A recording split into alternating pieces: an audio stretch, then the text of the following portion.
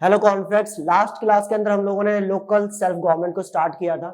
आज हम उसे कंटिन्यू करेंगे। लास्ट क्लास में जो जो चीजें मैंने आपको बताई थी, एक बार मैं वो सब चीजें आपको एक्सप्लेन कर दूं। उसके बाद जो है आपका आज हम इसको कंप्लीट करेंगे और फिर उसके बाद बाकी आगे जो भी चैप्टर्स होंगे उसको देखते हैं। We were doing the local self government. मैंने आपको इसके बारे में बताया था कि लोकल सेल्फ गवर्नमेंट की स्टार्टिंग जो थी वो ब्रिटिश ने की थी, ठीक है ना। ब्रिटिश ईस्ट इंडिया कंपनी ने की थी और ये सबसे पहले जो हुई थी वो हुई थी मद्रास के अंदर। मद्रास के अंदर मैंने आपको बताया था 1687 में इन लोगों ने अपने पर्टिकुलर एरिया को मैनेज करने के लिए लोकल सेल्फ गवर्नमेंट की व्यवस्था जो है इंट्रोड्यूस की थी यहाँ के लिए। उसके बाद मद्रास के बाद जो है ये आपका कलकत्ता लाइक बंगाल एंड आपका जो है बॉम्बे, इन दोनों में भी इन्होंने बाद में जो है लेटर ऑन 1726 के अंदर स्टार्ट किया। ये भी मैंने आपको बताया था। ये लोकल सेल्फ गवर्नमेंट की व्यवस्था वहां भी लाए। उसके बाद जो 1857 की क्रांति के बाद इन्होंने पूरी तरह से इंडिया में कंट्रोल किया, ब्रिटिश गवर्नमेंट ने कंट्रोल किया। तो ब्रिटिश गवर्नमेंट ने क्या किया, जब इन्होंने हर तरह से इंडिया से पैसा लूट लिया, जो मैंने आपको बताया था, ठीक है, जब इन्होंने पूरी तरह से जो है इंडिया का खजाना खाली कर दिया, तब जो है बातें निकल रही थी, थोड़ी मन में मेरे बातें आ रही थी, तो मैंने कहा बोल दूं, कोई नहीं, मैं अभी तसल्ली से। जब जब बात अंग्रेज की आती तो मेरा चलो कोई नहीं, वैसे बातें कभी हिस्ट्री में कभी मैं आपसे बात करूंगा इसके बारे में, ठीक है कि फर्जी राष्ट्रवाद और आपका जो है जो सही या सच्चा जो राष्ट्रवाद होता है उसमें क्या फर्क होता है। I will explain that in the history. Wait for a moment, we are going to start that particular batch also. तो मैं क्या कह रहा था कि यहाँ पे कलकत्ता बॉम्बे में 1726 में जो है finally they started again this particular concept of local self government. उसका जब 1857 की क्रांति के बाद जब पूरी तरह से ब्रिटिश गवर्नमेंट के हाथ में ये आ गया, उन्होंने सारे तरह के टैक्स लगा लगा के सारे पैसे इंडिया से लूट लिए। उसके बाद उनको समझ नहीं आया कि और कौन कौन से तरीके हैं जिससे हम हिंदुस्तान से जो है उगाही कर सकते हैं, पैसा निकाल सकते हैं। तो उन्होंने कहा कि काम करो ना, ये लोकल सेल्फ गवर्नमेंट को लाकर जो आप भूल गए थे उसको दोबारा ले आओ। इससे दो एडवांटेज होंगे। पहला एडवांटेज ये होगा कि हम जो है क्या करेंगे, थोड़ा सा निवाला जो है वो फेंक देंगे इंडियंस के आगे, ये लो पकड़ो, ठीक है, थोड़ी सी पावर दे देंगे लोकल सेल्फ गवर्नमेंट में, उनको नाली का, सड़क का, बिजली का, पानी का ये काम दे देंगे, ठीक है। उनको लगेगा कि हाँ कुछ हमें भी अधिकार मिल रहा है। और दूसरी चीज क्या कि इसी के बहाने हम खूब सारा टैक्स लगा देंगे, हाउस प्रॉपर्टी टैक्स लगा देंगे, हम सैनिटेशन का टैक्स लगा देंगे, प्राइमरी स्कूल के ऊपर क्या कहते हैं जो है एक्सपेंसेस चार्ज कर देंगे, वहाँ पे एक्सपेंसेस रख देंगे, स्कूल के ऊपर एक्सपेंसेस रख देंगे, फीस रख देंगे, इससे खूब सारा पैसा आ जाएगा। तो ये पैसे को कमाने का जरिया बनाने के लिए जो है ये लेकर आए। और 1872 में इनके एक वाइसराय हुआ करते थे, लॉर्ड मायो। लॉर्ड मायो ने पहली बार जो है वो क्या किया, यहाँ पर आपका पॉलिटिकल जो है डिसेंट्रलाइजेशन स्टार्ट करवाया। पॉलिटिकल डिसेंट्रलाइजेशन इन्होंने किया। और बेसिकली देखो क्या है कि पंचायत की व्यवस्था पॉलिटिकल डिसेंट्रलाइजेशन का ही मामला है। सेंटर एक जगह पे सरकार होती है, एक होता है स्टेट, और स्टेट अपने अधिकारों और अपने फंड में से जो है जो हिस्सा जो है शेयर करता है वो आपका नीचे की सरकार के लिए। तो that particular thing is known as the political decentralisation. इसको पॉलिटिकल डिसेंट्रलाइजेशन ही कहते हैं। लेकिन इस पॉलिटिकल डिसेंट्रलाइजेशन से हालांकि इंडियंस ने वेलकम किया इसको। उन्होंने कहा कि भाई ये जो लोकल सेल्फ गवर्नमेंट है इसका मंच जो है ये हमारे लिए क्या बनेगा, ये हमारे लिए जो है सीढ़ी बनेगा हमारे देश की आजादी तक पहुंचने का। उनको लगा कि बेहतर चीज है यार। और मैंने आपको बताया था कि बड़े उस टाइम के यूथ जो है काफी ज्यादा पार्टिसिपेटिव थे इसमें। और इस तरह से जो है ये दे स्टार्टेड इलेक्टेड रिप्रेजेंटेटिव जो है यहाँ पर इन्होंने अलाउड कर दिया। और उसका 1872 के बाद 1882 के अंदर, अरे ये कितना 1882 हो गया, 1882 के अंदर जो है आपका एक और वाइसराय थे, लॉर्ड रिपन, जो कि लिप्टन की गलतियों को सुधारने के लिए आए थे इंडिया के अंदर। कभी आप उसमें पढ़ेंगे। तो लॉर्ड रिपन जो है, रिपन ने बाद में आकर जो है उन्होंने कहा कि देखो सिर्फ इनको अधिकार देने से नहीं होगा, पैसा भी देना पड़ेगा, इनको पैसा अलग से दे दो। इनका जो फंड है उस फंड को गवर्नर अपने पास ना रखे या वाइसराय की काउंसिल जो है वो अपने पास ना रखे, रेदर उसको जो है इन्हीं लोगों को एलोकेट कर दो, जिससे कि ये लोग और बेटर तरीके से एडमिनिस्ट्रेशन कर पाए।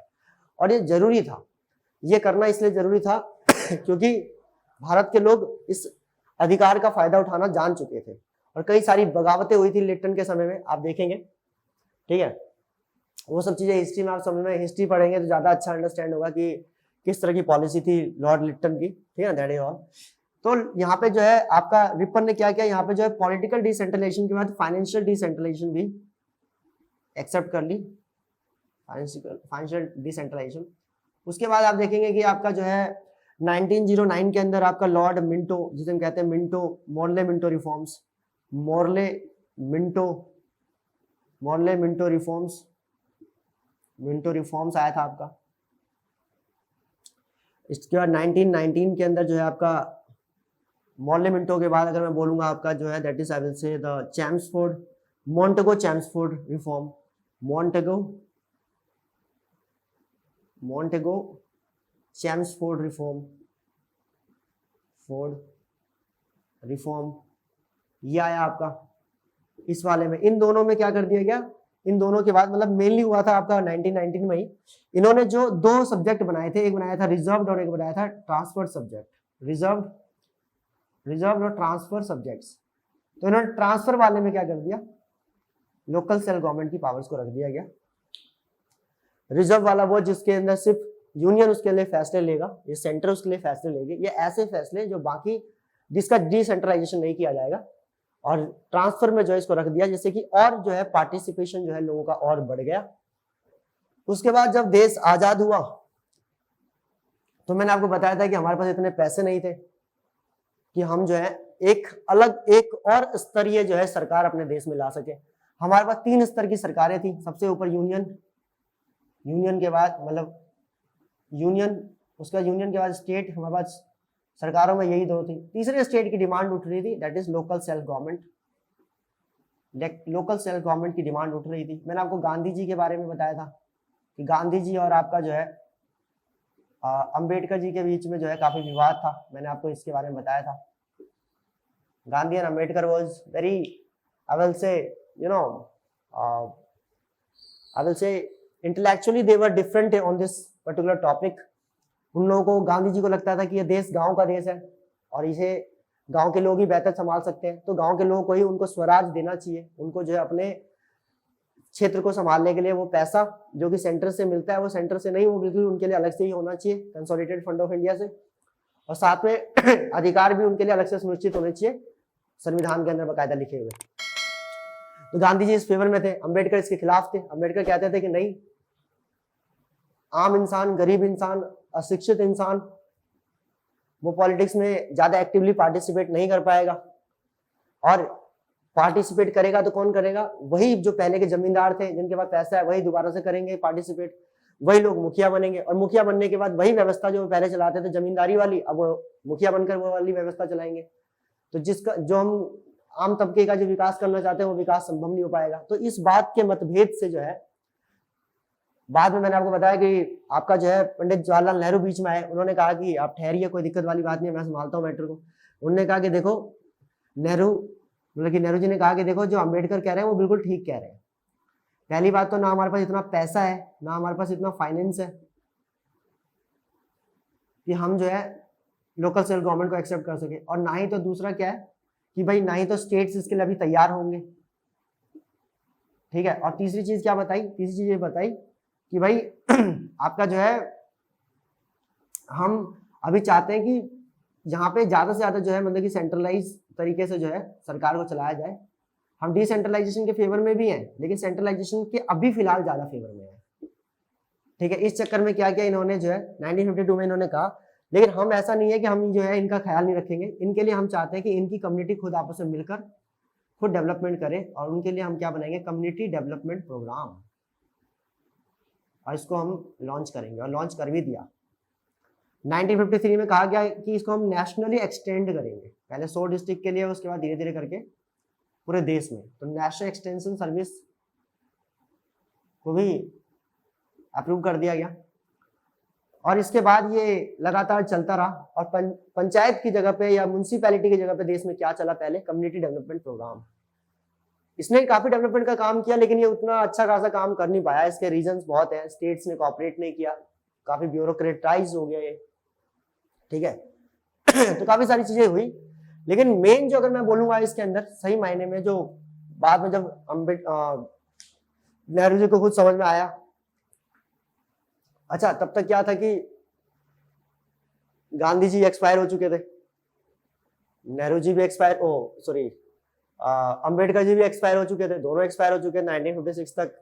अंबेडकर भी जो है वो चले जा चुके थे। तो ऐसे में अब नेहरू को पता था कि कोई मतभेद तो नहीं बचा, मतभेद वाले खुद नहीं बचे हैं, लेकिन टॉपिक बचा हुआ है, तो टॉपिक को ठीक करना पड़ेगा। तो टॉपिक को ठीक करने के लिए उन्होंने कहा कि नहीं नहीं, अब इसके ऊपर कमेटी बनाया जाए। तो 1957 में एक कमेटी बनाई जिसका नाम था बलवंत राय मेहता कमेटी। मैंने आपको लास्ट क्लास में इसके बारे में बता दिया था, मैं आपको बस एक बार रिवाइज करवा रहा हूँ। बलवंत राय मेहता कमेटी ने अपनी रिपोर्ट, इसको जनवरी में बनाया था और इसने नवंबर में ही जो है अपनी रिपोर्ट जो है सौंप दी थी। इसमें इन्होंने रिपोर्ट में इन्होंने क्या कहा, इन्होंने कहा कि सर हम पंचायत को ला सकते हैं, 3 स्तर की पंचायत ला सकते हैं, एक ग्राम सभा, दूसरा क्या आपका ब्लॉक के लेवल पे, और तीसरा जो है डिस्ट्रिक्ट के लेवल पे।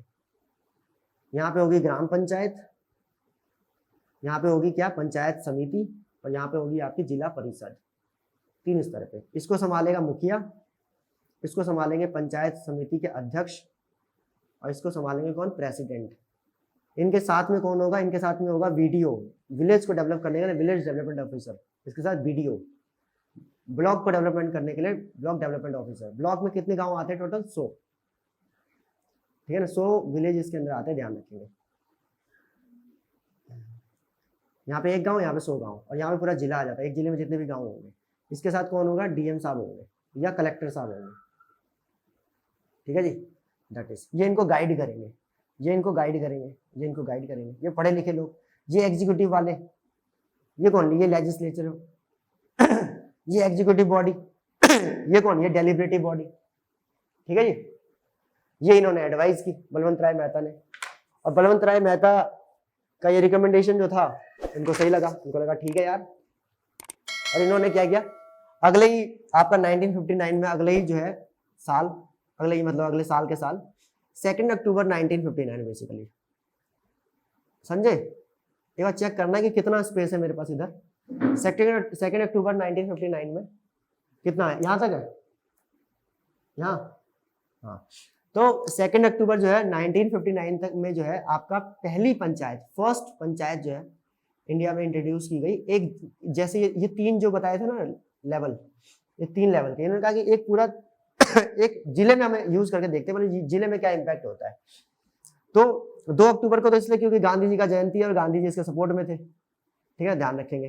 तो इन्होंने 2 अक्टूबर को किया राजस्थान के अंदर, राजस्थान के नागौर डिस्ट्रिक्ट के अंदर, नागौर डिस्ट्रिक्ट के अंदर जो है, नागौर डिस्ट्रिक्ट के अंदर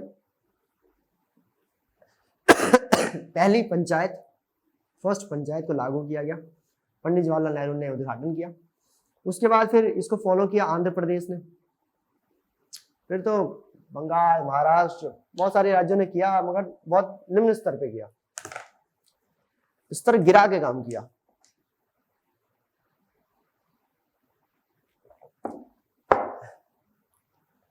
लेकिन लंबे स्तर तक जो है इसके ऊपर कोई खासा जो है वो कहते हैं ना कि सक्सेस नहीं मिल पाया, खासी सफलता इसमें हासिल नहीं हुई। खासी सफलता कब हासिल हुई, अच्छी सफलता जो मैं अगर बोलूंगा हासिल जो हुई वो हुई 1977 के बाद। 1977 में जो है देश के राजनीतिक हालात जो थे वो काफी अस्थिर थे और काफी बदले हुए थे। ये आप पॉलिटिकल साइंस में पढ़ेंगे, मतलब in the sense political science ही पढ़ रहे हैं, कॉन्स्टिट्यूशन का कॉन्स्टिट्यूशन का पार्ट है, बट मैं कह रहा हूँ कि पोस्ट इंडिपेंडेंस इंडिया में पढ़ेंगे आप। पोस्ट इंडिपेंडेंस इंडिया के अंदर बता रखा है इसके अंदर कि कैसे इंदिरा गांधी पिछले 2 साल से, मतलब 75 से लेकर 77 के अराउंड जो है, इस वाले पूरे पीरियड में 76 के अराउंड की बात कहूंगा बेसिकली, इसमें कैसे इमरजेंसी की लगाकर जो है देश को परेशान कर रखा है, देश कैसे परेशान है, इसके अंदर सारी बातें उसके अंदर बता रखी है, ठीक है, दैट इज ऑल। और उसके बाद जो है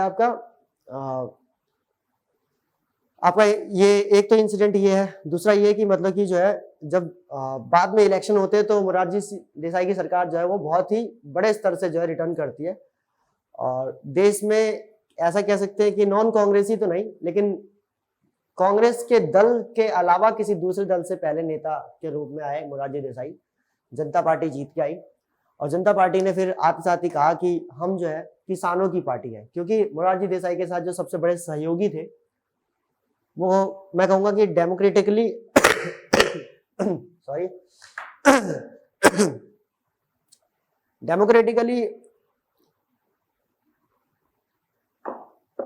या पॉलिटिकली जो सबसे बड़े सपोर्ट में थे इनके, वो थे चौधरी चरण सिंह। चौधरी चरण सिंह किसानों के बड़े नेता थे, और साथ में उनके साथ जो ग्राउंड पे जो किसान का जो पूरा खाप पंचायत जो उनके साथ था, उसमें महेंद्र सिंह टिकैत जो है, is a very important personality. Mahendra Singh Tikait, इन दोनों का बड़ा नाम रहता था। अभी हाल ही में आपने देखा देश के अंदर जो है किसान आंदोलन हुए। किसान आंदोलन के अंदर कई जगह पे ऐसा शुरुआत के दिनों में देखने को मिला, वो अलग बात है, अंततः हमारे किसान जीते, लेकिन शुरुआत के दिनों में ऐसा लगा कि कहीं ना कहीं हमारे किसान असहाय थे। उनका मेन रीजन ये नहीं है कि वो असहाय इसलिए हैं कि मतलब वो अपनी बात सही से नहीं रख पाए, जो कुछ भी है, मेन रीजन है कि पॉलिटिकली जो इम्पावर्ड थे ना कभी एक जमाने में किसान हमारे देश में, जब जो है ताऊ महेंद्र सिंह टिकैत जब बैठ जाते थे ना कोने पे या चौक पे बैठ जाते थे कभी, तो मजाल ना होती थी किसी भी नेता की कि वहां से निकल के चला जाए और जो है अपनी धौंस दिखा के निकल जाए वहां से, या पूरे के पूरे एरिया के अंदर जो है वो ताऊ के विरुद्ध जाकर जो है विपरीत में जाकर कोई जो है फैसले ले सके। ये जो दबदबा हुआ करता था ना पहले किसानों का, किसानों के हित के अलावा किसी दूसरी चीज की बात ना सोचने की जो उस टाइम पे जब मुहिम होती थी, वो मुहिम कहीं ना कहीं खत्म हो गई है। क्यों पॉलिटिकली इंपावर नहीं है। आज क्यों नहीं सुन रहे किसानों को लोग? आज किसानों को क्यों नहीं सुन रहे भाई? हमारे जो है देश की सरकार या क्यों इतना रिएक्ट नहीं कर रही? वो अलग बात है कि उन्होंने अपनी जो है अपनी कहते हैं ना अग्नि परीक्षा से गुजर कर उन्होंने साबित करके तो दिखा दिया कि किसान, ठीक है, किसान वो किसान है कि जिसके ऊपर तुम वाटर टैंक से पानी भी फेंकोगे ना तो उसी पानी के अंदर दाल मिक्स करके जो है तुम्हें पिला देगा। तो किसान वो पर्सनैलिटी है, ठीक है। तो उन्होंने दिखा दिया इस चीज को, नो डाउट, लेकिन ये बात भी समझने की जरूरत है कि भाई पार्लियामेंट क्यों नहीं सुन रहा, या मतलब कि सरकार क्यों नहीं सुन रही आपकी बात? क्योंकि पार्लियामेंट के अंदर जब तक आपके कम से कम 50-100 जो किसान सांसद है ना वो नहीं बैठेंगे ना, तब तक आपका ना दबदबा नहीं बनेगा। फिर करो ना, बिल पास करके दिखाओ तुम। 150 सांसद अगर आपके अंदर होते तो इतनी बात होती क्या? नहीं। तो पॉलिटिकली एम्पावर करो हमारे देश के किसानों को। पॉलिटिकली जब एम्पावर होंगी, जैसे ये सेम मसला जो है महिलाओं के साथ भी है। क्यों महिलाओं के प्रति जो है इतने मतलब आपका इतने जो है मतलब कि फास्टेस्ट तरीके से काम नहीं होते, सिक्योरिटी सिस्टम पे इतना वो नहीं किया जाता, या अभी भी स्टीरियोटाइप मेंटालिटी जो है वो क्यों अभी भी समाज के अंदर है? क्यों? क्योंकि भाई महिलाओं का कौन रिप्रेजेंटेटिव है भाई संसद के अंदर? आप देखो 10% भी वुमेन्स क्या कहते हैं आपको नहीं मिलेगी, जितनी हमारी ऑल ओवर कैपेसिटी है दोनों सभाओं की मिलाकर, लोकसभा राज्यसभा की। तो जब तक आप इस तरह से जब कैपेसिटी नहीं बढ़ाएंगे, जब तक अपने लोग नहीं बढ़ाएंगे अंदर, तो फिर कैसे काम होगा? तो इसीलिए दिस इज वेरी इंपॉर्टेंट कि पॉलिटिकली इंपावर करो। और पॉलिटिकली इंपावर कोई भी जो कम्युनिटी होती है वो कैसे होती है? पहले सोशली इंपावर होती है तब। तो सबसे पहली चीज है कि सोशली इंपावर होना जरूरी है, लोग आपस में मिलकर रहे, साथ रहे, और पहले साथ में मिले जब उनको लगता है कि हाँ यार कितना बेस्ट मॉडल है, गांधी जी कितना बढ़िया इस मामले में जो है। कई सारी पंचायत, भाई साहब बिहार के अंदर से पंचायतों ने मिलकर जो है नक्सलवाद को उखाड़ के फेंक दिया। एक जमाने में कितना प्रबल हुआ करता था बिहार के अंदर नक्सलवाद, आप पोस्ट इंडिपेंडेंस इंडिया में पढ़ेंगे कभी?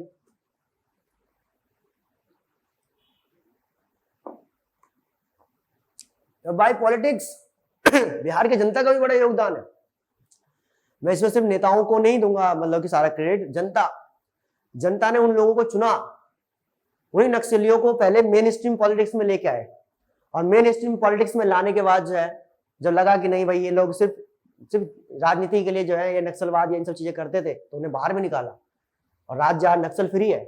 बिहार आज के डेट में आप कह सकते हैं कि 95% to 98% जो है वो फ्री क्या कहते हैं स्टेट माना जाता है नक्सलवाद से। और सेम एग्जांपल अगर आप देखेंगे तो मेरे हिसाब से आई थिंक मेरे हिसाब से मिजोरम का भी एग्जांपल एकदम सफल एग्जांपल है इंडिया के अंदर, जहां से नक्सलवाद के लिए जो है एक पॉलिटिकल नेता आई थिंक मेरे हिसाब से लाल थांगा थे, जिन्होंने अपनी कुर्सी तक क्या कहते हैं निछावर कर दी। तो यू विल फाइंड आउट कि भाई पॉलिटिकली इंपावर होना जरूरी है। और जब चौधरी चरण सिंह देश में उप प्रधानमंत्री बन के बैठे हुए थे, और ऊपर से प्रधानमंत्री, और कुर्सी ऐसी कि भाई इधर ये खींचे इधर वो खींचे तो गिर जाए सरकार, तो ऐसे में तो सुनना ही पड़ेगा। तो उस टाइम पे जो है सबसे पहले चौधरी चरण सिंह की रिक्वेस्ट पे ये बात डिसाइड की गई कि भाई अब जो है पंचायत के ऊपर भाई बात होनी जरूरी है भाई, ठीक है। वो अलग बात है कि बाद में मोरारजी देसाई की सरकार भी गिरी थी चौधरी चरण सिंह की वजह से। 1977 में जैसे मोरारजी की सरकार आती है, वो सबसे पहले क्या करते हैं, वो भी एक इसके बाद एक कमेटी लेके आते हैं, and that committee is known as Ashok Mehta committee. और उनसे कहा जाता है कि आप पता कीजिए, अशोक मेहता कमेटी से कहा जाता है कि आप पता कीजिए कि भाई हमारे देश में पंचायत की व्यवस्था को कैसे लाया जा सकता है, और इससे पहले की जितनी भी कमेटी है या इससे पहले जो भी हमारे प्रोग्राम्स हैं उसमें क्या सफलता हमें मिली है, इसके बारे में भी हमें बताओ। और इन्होंने क्या किया, इन्होंने फाइनली अशोक मेहता ने जो है अपनी रिपोर्ट जो है वो स्टैब्लिश की अगले ही साल, क्या कहते हैं 1978 के अगस्त में, दिसंबर में 1977 में इन्हें बनाया गया था। और 132 तरह के रिकमेंडेशन इन्होंने दिए, 132 रिकमेंडेशन, एक दो नहीं 132 रिकमेंडेशन जो है इन्होंने दिए। और इसमें इन्होंने क्या कहा, इन्होंने कहा कि हमें इस वाले मॉडल को फॉलो करने में कोई दिक्कत नहीं है सर जी, ये जो मॉडल है ना ग्राम सभा, ब्लॉक, डिस्ट्रिक्ट, इस वाले को मॉडल को फॉलो करने में हमें कोई दिक्कत नहीं है, बस इस वाले को काट दो आप, बीच वाले को मॉडल ये ब्लॉक हटा दो, बाकी एक ग्राम रहने दो और एक डिस्ट्रिक्ट रहने दो, ठीक है ना। एक रहेगा आपका क्या गांव और एक रहेगा आपका सीधा जिला। तो एक जिले के अंदर जितने भी गांव, हर गांव के हिसाब से मुखिया और जिले में जिला परिषद, बस इतनी सी व्यवस्था रखो। 2 लेयर में आपकी पहली बात तो भाई मशीनरी भी बहुत बढ़ानी पड़ेगी, पैसा भी ज्यादा जाएगा, बहुत तरह की बातें इन्होंने करी। और 1977 में फाइनली जो है 1978 में इन्होंने ये रिपोर्ट दी अगस्त के अंदर। लेकिन जब तक ये चीज मसले में आप मतलब कि ये चीज जमीनी हकीकत बन पाती, जब तक ये इंप्लीमेंट हो पाता, उससे पहले ही मोरारजी की सरकार चली गई, ले खेला हो गया। जैसी मोरारजी जो है डिसीजन लेते कि खेला उनके साथ खेला हो गया, और खेले ही खेले में जो है फिर पंचायत का मामला फिर ठंडा हो गया अगले आने वाले 6-7 सालों के लिए। आप देखेंगे लगातार फिर इंदिरा गांधी आई, इंदिरा गांधी के समय में फिर दोबारा से जो है और अलग अलग तरह के मुद्दे जो है वो देश के लिए ज्यादा इंपॉर्टेंट हो गए। कॉमनवेल्थ इंपॉर्टेंट हो गया, टीवी हमारे देश में आया तो लोग अलग ही, वर्ल्ड कप जीत के आया हम 1983 में, फिर अलग ही।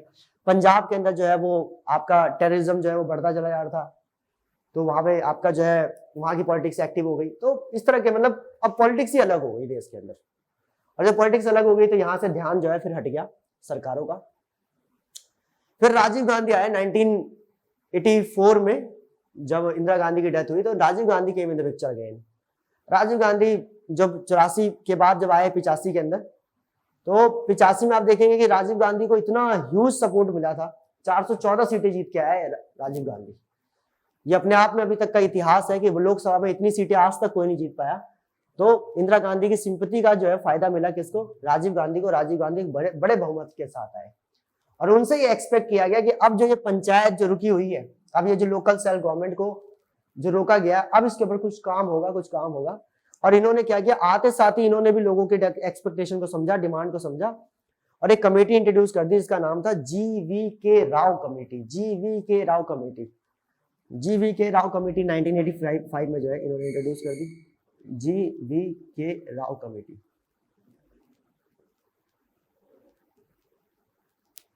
GV.K. राव कमेटी जो है इन्होंने 1985 में जो है इंट्रोड्यूस कर दी। और इन्होंने इस कमेटी के अंदर इस कमेटी के हिसाब से इन्होंने जो रिपोर्ट दी, इन्होंने रिपोर्ट में ये कहा कि हमारे अंदर क्या है कि देखो, इन्होंने कहा कि the committee came to conclusion that the development process was gradually bureaucratised and divorced from the panchayati raj. तो जब हम जो व्यवस्था लेके आए, हमने जो जिन जगहों पे ये लाया गया, वहां पे ब्यूरोक्रेसी ने जो है आपका बहुत ज्यादा जो है इसके लिए इंटरफेरेंस क्या कहते हैं क्रिएट कर दिया।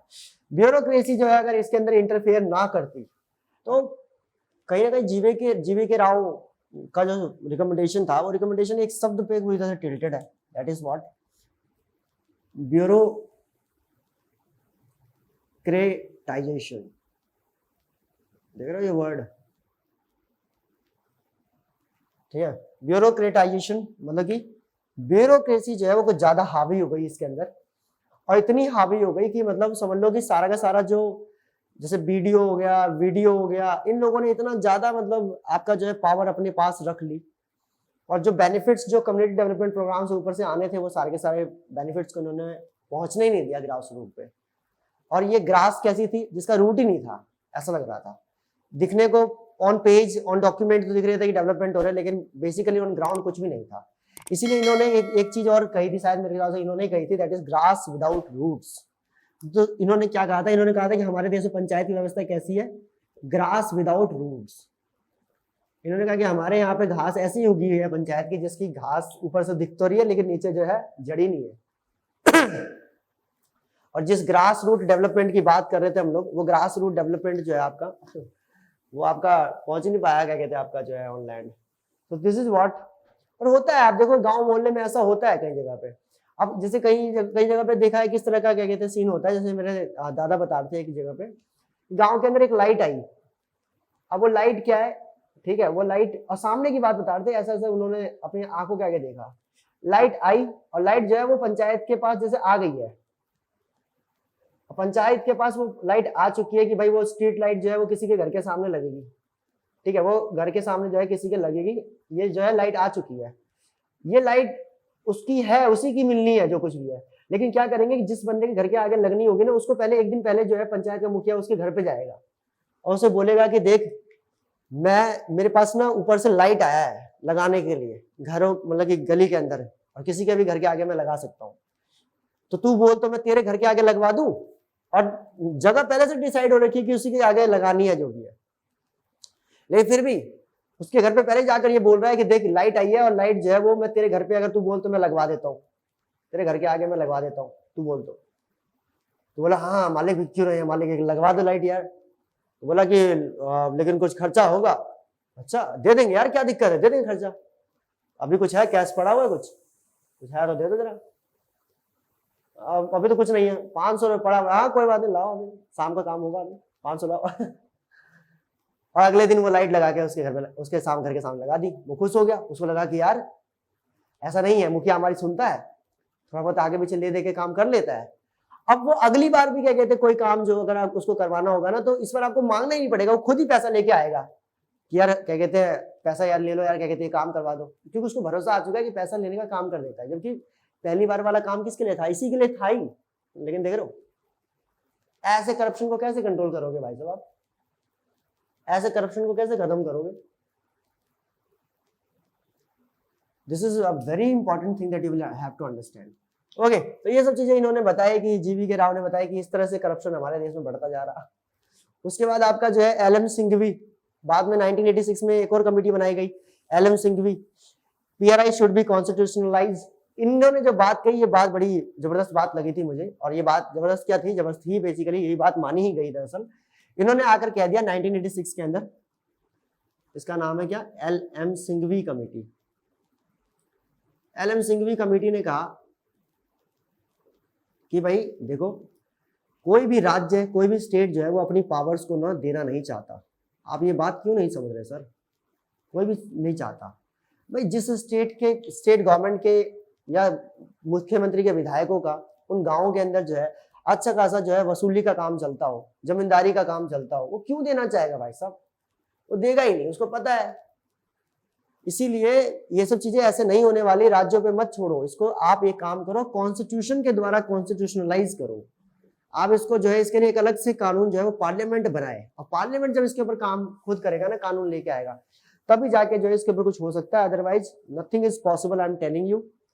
So it will be better कि जो है पंचायत इसके ऊपर जो है काम करे, आई मीन सॉरी, पार्लियामेंट इसके ऊपर काम करे, और वो पंचायती व्यवस्था को जो है कॉन्स्टिट्यूशनलाइज करे।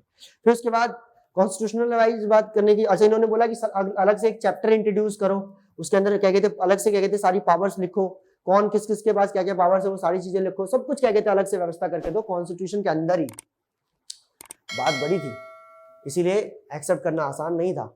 बाद में एक और कमेटी बनाई गई आपकी 1988 के अंदर, थंगटन कमेटी, थंगटन कमेटी कहते हैं इसे, थंगटन कमेटी हो गई। उसके बाद गडगिल कमेटी बनी।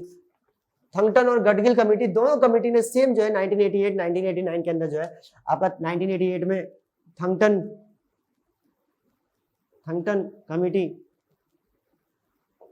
कमेटी और आपका जो है 1989 के अंदर जो है आपका I will say Gadgil committee, दोनों कमेटी ने सेम बात इन्होंने भी रिपीट की कि भाई साहब नहीं बनेगा, आपको कॉन्स्टिट्यूशनलाइज करना ही पड़ेगा। देन राजीव गांधी ने सोचा कि, संजय चेक कर लियो, आ रहा है ना कैमरे में, राजीव गांधी ने फिर सोचा कि नहीं यार, जब बात वाकई नहीं बनेगी और क्या ही फायदा ये 214 सीटें लेने का, तो ये कर लेते हैं। अच्छा 1989 के टाइम पे जो है बोफोर्स कहीं ना कहीं आ चुका था मार्केट में, बोफोर्स की चर्चाएं होने लग गई थी। आप पोस्ट इंडिपेंडेंस इंडिया पढ़ेंगे तो उसमें आपको पता चल जाएगा कि बोफोर्स कांड जो है वो एक्सपोज हो गया था कि भाई इसमें जो है जिस पार्टी को, मतलब राजीव गांधी का नाम इसमें डायरेक्टली आया था, जो कुछ भी ऐसा बताते हैं कि मतलब डायरेक्टली इनडायरेक्टली गांधी परिवार का नाम आ गया था इसके अंदर, और जिसमें इन्होंने, अब ये बहुत बदनाम हो रहे थे, और जो खोलने वाले थे, जो इस केस को जिन्होंने खोला था वो इनके खुद के फाइनेंस मिनिस्टर थे, वीपी सिंह। इस चक्कर में क्या होगा कि भाई राजीव गांधी की इमेज काफी धूमिल सी हो गई थी, तो इनको लगा कि पंचायत की व्यवस्था अगर मैं देश में ले आऊंगा तो लोगों का सपोर्ट थोड़ा मुझे मिल जाएगा। और देश किसका है? किसानों का है। किसानों के देश में जहां पर 50% से ज्यादा किसान रहते हो, वहां पर अगर ये संभव हो जाए तो भाई काम आसान है। काम कितना आसान है, काम आराम से हो जाएगा, समझ रहे हो। इलेक्शन के अंदर अगर हमने ये वाली व्यवस्था कर दी तो सारे के सारे वोट किसके पास आ जाएंगे? हमारे पास आ जाएंगे। तो उनको लगा कि यार किसान खुश हो जाएगा तो करते हैं ये वाला काम, और ये वाला काम करने के लिए इन्होंने जो है 64th कॉन्स्टिट्यूशनल अमेंडमेंट लेके आए थे शायद, जहां तक मुझे आइडिया है। लोकसभा से इसको इंट्रोड्यूस करवाया पास, राज्यसभा में इंट्रोड्यूस करवाया फेल।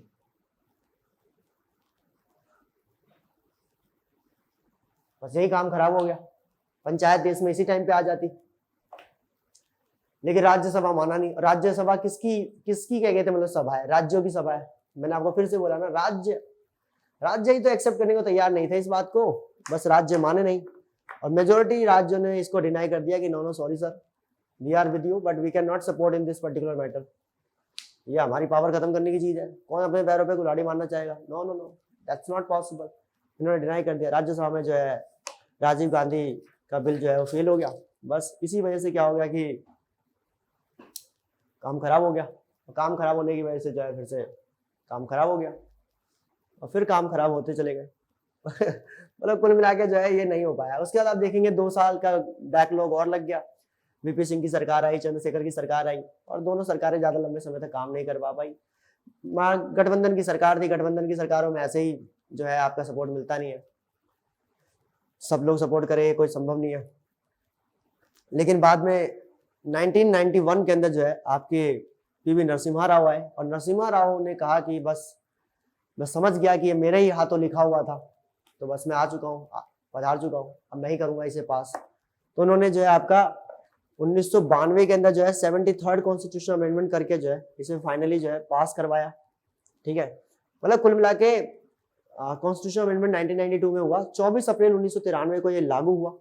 ठीक है, कहाँ लिखूं मैं? इधर लिख देता हूँ मैं, ठीक है ना, एक साथ ही आप पूरा स्क्रीनशॉट ले सकेंगे ना फिर, अगर आप लेना चाहें ऐसे, अगर आपको समझ में आ रहा हो तो।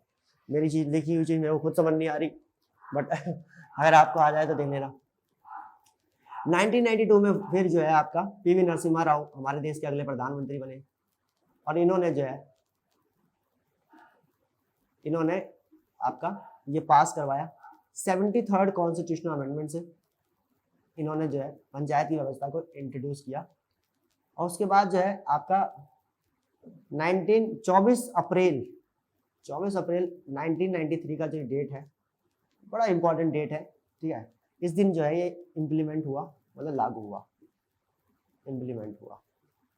इसके लिए जो है कॉन्स्टिट्यूशन के अंदर जो है आर्टिकल 243 के अंदर आर्टिकल बढ़ाकर जो है आई थिंक मेरे हिसाब से ओ तक, ए से लेके ओ तक, 243 के ओ तक, सही बोल रहा हूँ गलत बोल रहा हूँ? 243 के ओ तक या ओ तक व्यवस्था लाई गई। एक नया इसके लिए शेड्यूल बनाया गया, शेड्यूल 11। शेड्यूल 11 के अंदर जो है 29 आइटम्स को रखा गया, जिसके ऊपर कहा गया कि पूरी तरह से पावर किसके पास है? पंचायत के पास है। और भी बहुत सारे बेनिफिट्स मिले, वो मैं आपको स्टेप बाय स्टेप बताऊंगा अभी चैप्टर में जो आर्टिकल में घुसूंगा तब।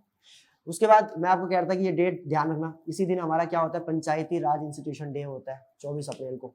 इसी दिन सचिन तेंदुलकर का बर्थडे होता है, मैंने सुना है। इसी दिन जो है आपका केशव नंदा भारती केस का जो है जजमेंट आया था। तो ये दिन बहुत इंपॉर्टेंट दिन है अपने आप में। ठीक है, और भी है शायद, मेरे को लगता है 24 अप्रैल, और क्या दिन होगा यार, काफी जगहों पे शायद इंदिरा गांधी का भी कुछ रिलेशन है इस डेट से। चलिए कोई नहीं। तो कुल मिला के जो है ये दिस इज व्हाट द, यहाँ से क्या कहते हैं पंचायती राज जो है फाइनली जो है वजूद में आया।